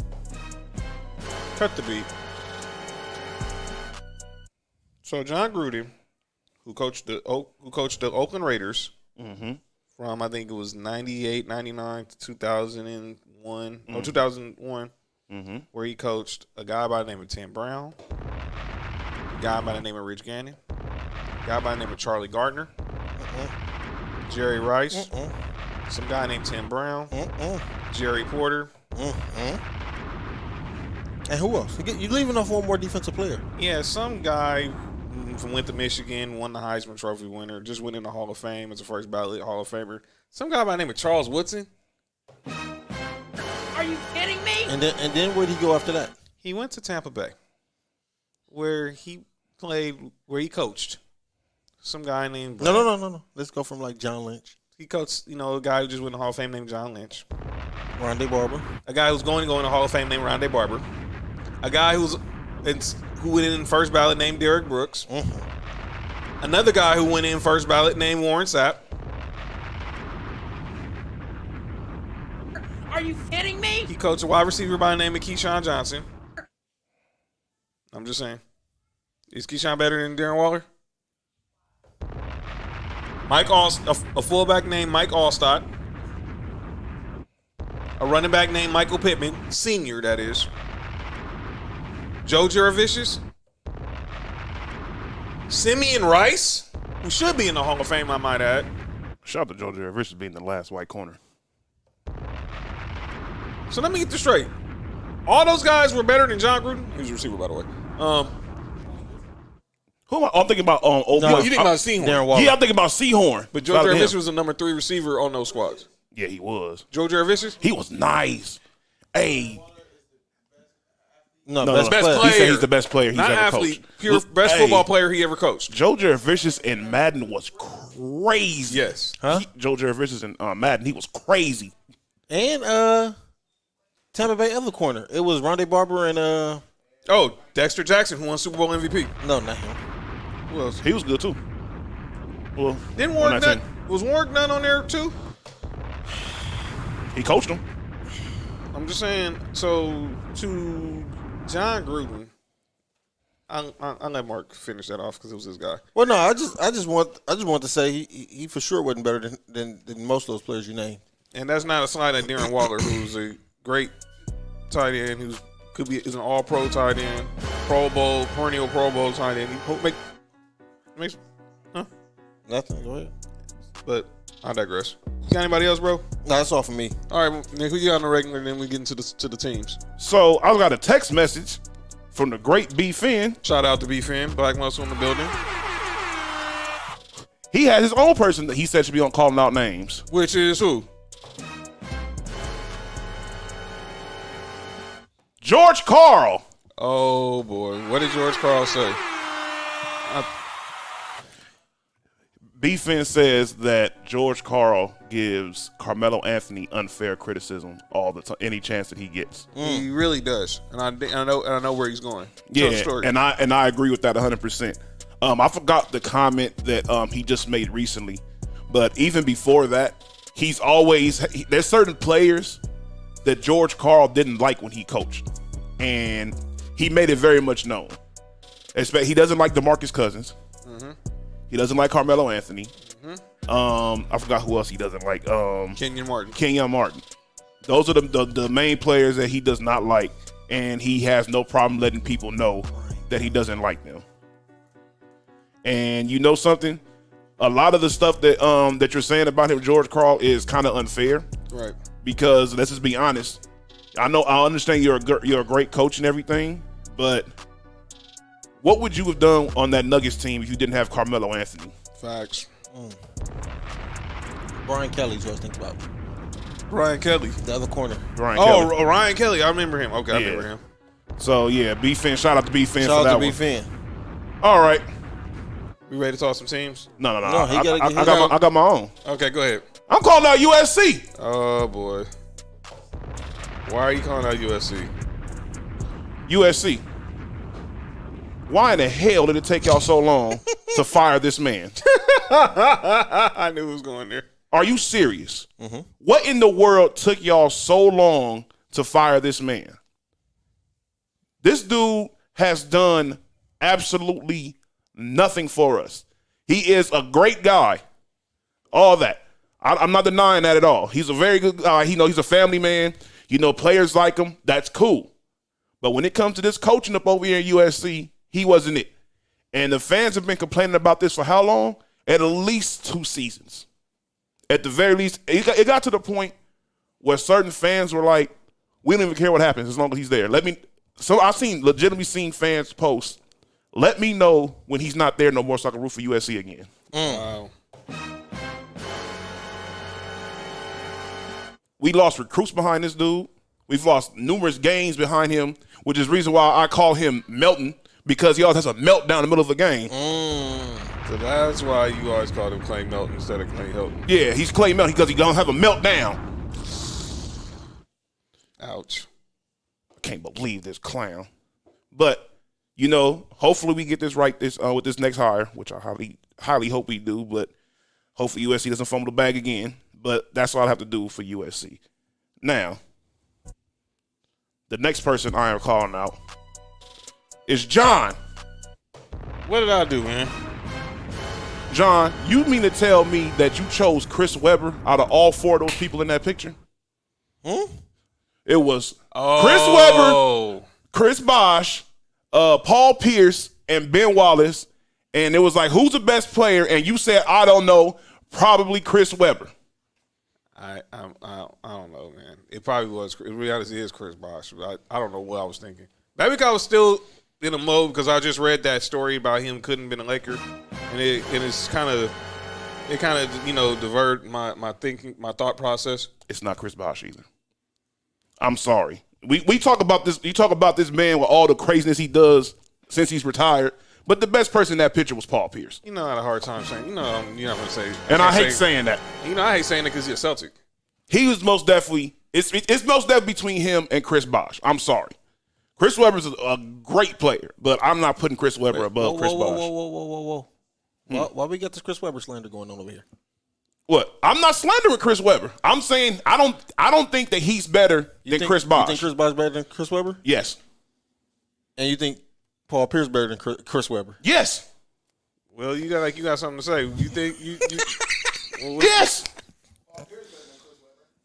What about Bosh?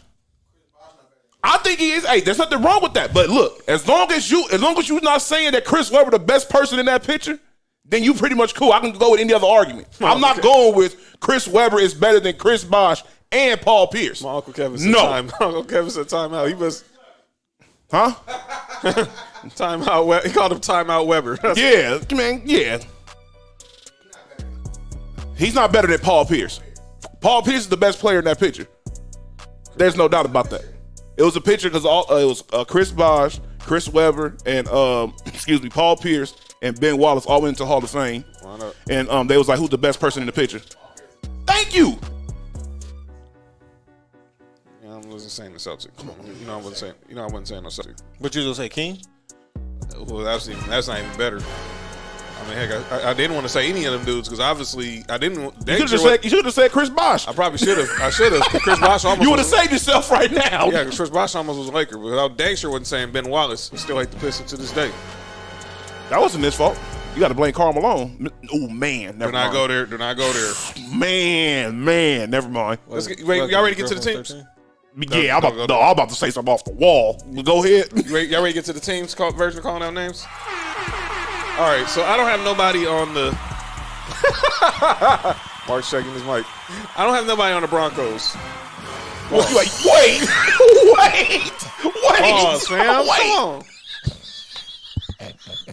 Y'all wild. I wasn't doing that on the show, John. No, he was not doing that, man. He was checking. I can't even say that word. You know what I'm saying? Just continue. No, that thought is discontinued. Yeah, that was man. Go ahead, John. I don't have nobody on the Broncos I need to call out because we won easily against the Giants. If I didn't have any criticism, KJ Hamler don't drop a wide open touchdown. Alberto don't fumble on the 1 yard line. I want to see Bradley Chubb back. I already gave you that. I don't have nobody I need to call out on my fantasy team because we won. Sorry, Doc. But I do have somebody I need to call out on the University of Tennessee football team. All right, let me start off with our quarterback, Joe Milton, who left, obviously, unfortunately, with a hand injury. Mm-hmm. We had he threw 5 deep passes. Mm-hmm. All overthrows. Receivers too slow.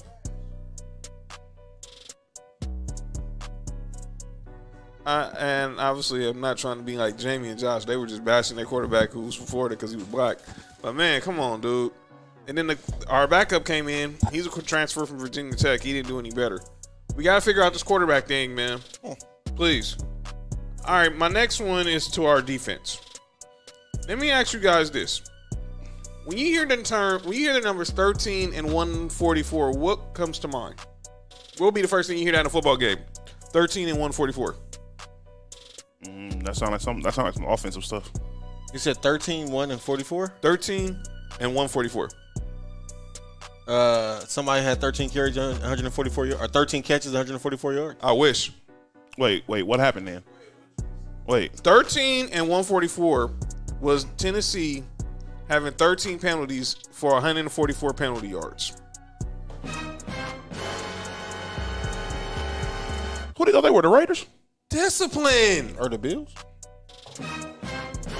These three of those dudes got unsportsmanlike conduct penalties for suplexing dudes. I was watching wrestling before that. I mean, dude, they was going to suplex City like they were Brock Lesnar. I mean, come on, dude. Come on. This isn't the Olympics. Out there doing, I mean, come on, man. 13 for 144. That's kind of insane. I'm gonna be honest with you. That most definitely sounds like the Raiders from like 4 years ago. So Josh Heupel has to clean up a lot of the just immaturity on our defense because that was just ridiculous. But that's all I got to call because I don't have to call out my Broncos because we killed the Giants. My fantasy team, the country. Shout out to the fantasy league. Mm-hmm. We defeated Doc's team, 130 to 103. Thank you, Patrick Mahomes, for the 43 points. But yeah, Tennessee, clean up the penalties and connect on the deep pass, and I'm done. All right, Nick, obviously you called out USC already. Oh no, they're gonna call out again. Cause I know I'm gonna say Mark for last, cause I know he's got a lot to say about. Oh, I have the Mafia. I have a whole lot to say about USC. USC players. I understand that you may not have bought into to Melton and everything that he's done, but bruh, you cannot let Stanford just stomp all over y'all like that, man. That was just embarrassing. That was in the Coliseum too. Huh? Yeah, so they stumped the yard in the Coliseum. Pretty much. You let a prep school dog you out.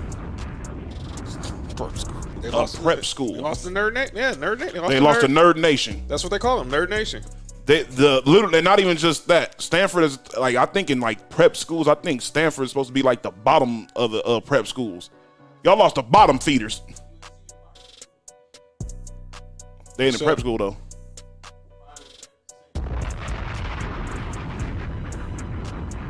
It's a difference, player. Don't put us in that category with them. But yeah, that was bad. We most definitely need to fix that up immediately. For my fantasy football team, I am calling out the Chargers quarterback, Justin Herbert. Oh boy. I lost by 0.12. That's brutal. 0.12. That's brutal. If he doesn't fumble or throw, he just have one turnover, not two, just one, I win. He had two. That's brutal. I'm never drafting Chargers ever again. I don't know what I was thinking in the first place, but I deserve to be on calling out names for that. You down, bro? Okay, Mark. I know you have plenty to say. I don't. We going light this week. Okay, week one. That's why. Okay, okay. So you gonna start the fantasy, or you gonna start with the Bills? I'm gonna start with fantasy. I'm starting my Bills. All right, go ahead, bro. My offense. We have to convert when we get put in great situations. Open and kickoff. McKenzie ran it back 75 yards. Put us inside the 10. You got a field goal.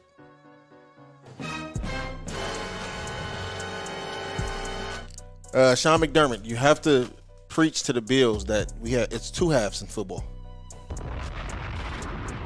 I told y'all before. I told y'all in the group chat. I think if football was only one half, Buffalo would be the best team in football. That's true. I did say that.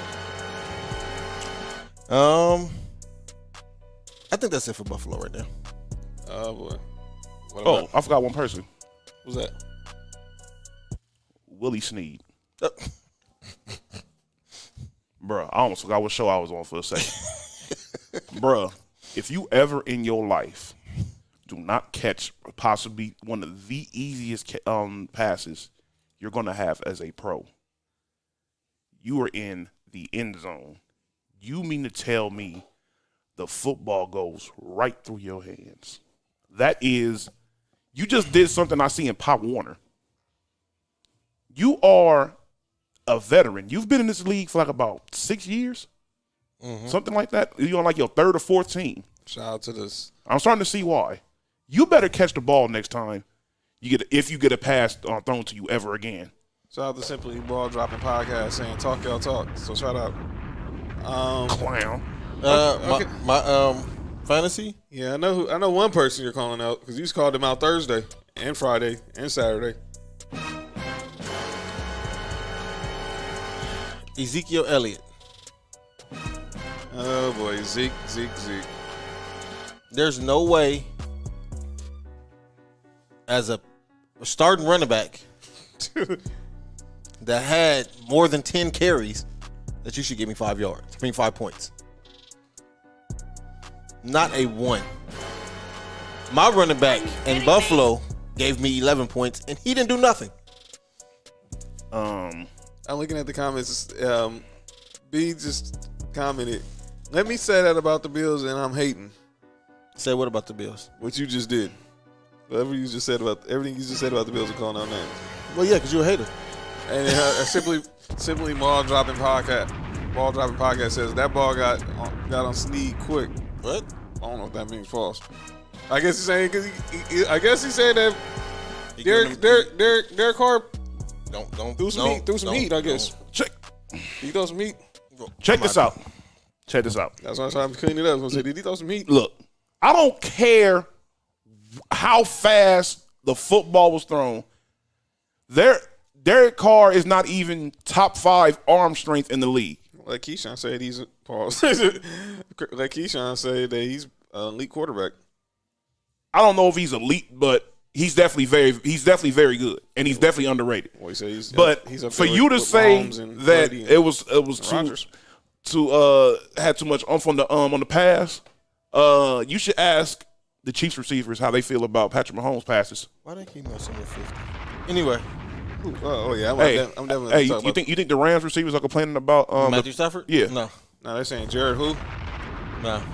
You think Sean McVay is complaining? You see how the Rams offense looks when somebody can throw the ball down the field? I didn't hear Green Bay receivers complaining about Brett Favre or Aaron Rodgers.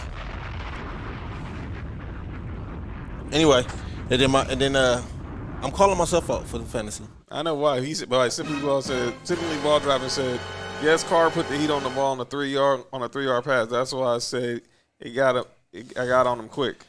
You gotta throw the heat on the pass at the 3-yard line. You only got a half a second to get a playoff. Go ahead, quarterback. As a quarterback, you have to learn to put some touch on the ball at some point.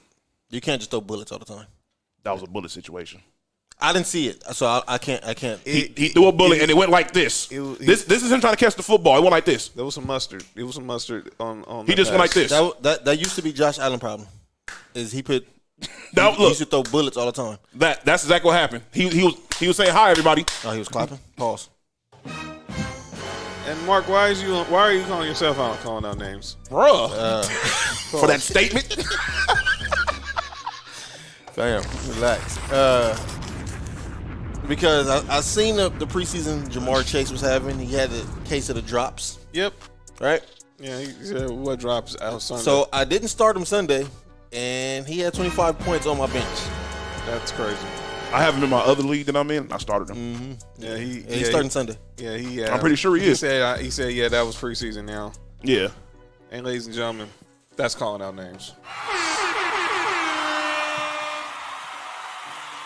B, chill. Yeah, pause, B. Clap. No, stop it, man. Thank you. It was not a bullet situation. Go back and look at the play again. it was called for. Yeah, it called for some touch, but What? pause, man. So, ladies and gentlemen, that will conclude tonight's edition of Sports for You. When we come back next week, we'll recap week 3 of the college football season, week 2 of the NFL season. Crazy is we're almost done with baseball, and basketball training camps are going to be open in 2 weeks. 2 weeks. I'm sorry, but I'm one of those people when like football season is on. I don't care about what everything else is going on. I'm one of those people for sure. I'm like that until Buffalo get eliminated. Once Buffalo get eliminated, whatever. Well, I'm the same way with the Raiders. Yeah, once the Raiders is done for, which happens around week 9 every single freaking year. So week 9, I start paying attention to the NBA. Yeah, so I'm the same way, but I get what you're saying. So next week we'll talk about the NFL. Hopefully we'll recap our picks. Good show, guys. It's great content. Thank you. So follow him on Instagram, Simply Ball Dropping Podcast. Simply Ball Dropping Podcast. Good looking. Appreciate Most you. definitely appreciate it. All right, so we'll recap our picks for week 2. We'll recap some of the games for week 3 on the college side. Obviously, we'll talk more about what's going on with SC next week with the possibility who can be the next head coach. And, yeah, it's football season here, and it's a lot going on. So make sure you're following us on Facebook and on Instagram, Sports Week Podcast, Townhouse Media Now. Hit the like button, hit the follow button, hit the share button. If you're listening digitally, Spotify, subscribe on Spotify, Apple Podcasts, Spreaker, iHeartRadio, Google Podcasts, Stitcher Verbal, and Amazon Music. And again, we'll be back at it next week. So once again, thank y'all for tuning in tonight. This has been episode 66 of Sports Review Podcast. Shout out to Ill Will being in the house tonight. Shout out to Ill Will. No Rules, Black Muscle. Shout out to B-Fin contributing. And shout out to everybody in the message board. Simply Ball Dropping Podcast. I got SoCal, my Uncle Kev, my moms, everyone. Hope, everybody who likes the support. Please appreciate it. So now I'm John. That's Mark. Yes, sir. It's Nick Freeze. Shout out to Ben Reddy. Shout out to Townhouse. And we out. We'll see y'all next week. Peace.